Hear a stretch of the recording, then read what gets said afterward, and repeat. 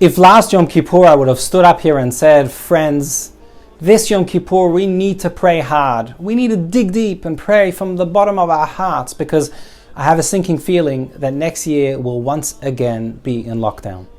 Our shul will still remain closed and will once again be observing these high holidays at home.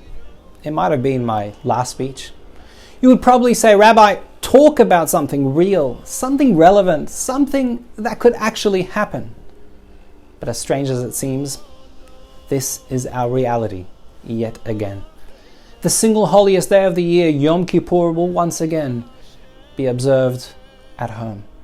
Now I know that it's a difficult thing to do, but instead of dwelling on the unfortunate circumstances that we're in, our task right now is to find ways to make this Yom Kippur as meaningful and as inspirational as possible. And I was thinking about our reality.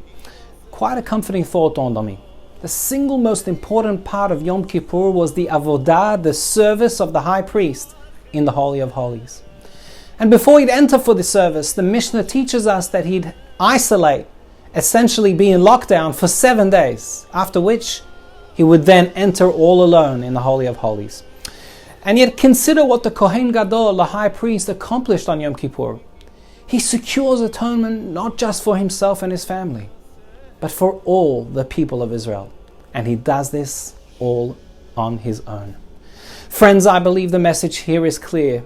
This year we may not be in shul. We may have no chazan, no sermons, and no choir.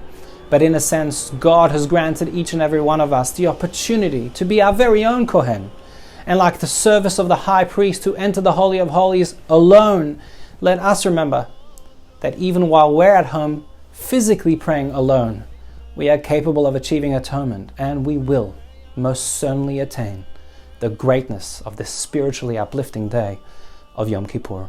Friends, I wish you a meaningful Yom Kippur, and I hope and I pray that just as the high priest would gather with his family and friends for an elaborate celebration at the conclusion of his Yom Kippur service, after spending all these hours in solitude with God, so will we end our Yom Kippur service and gather together with family, friends, and community once again.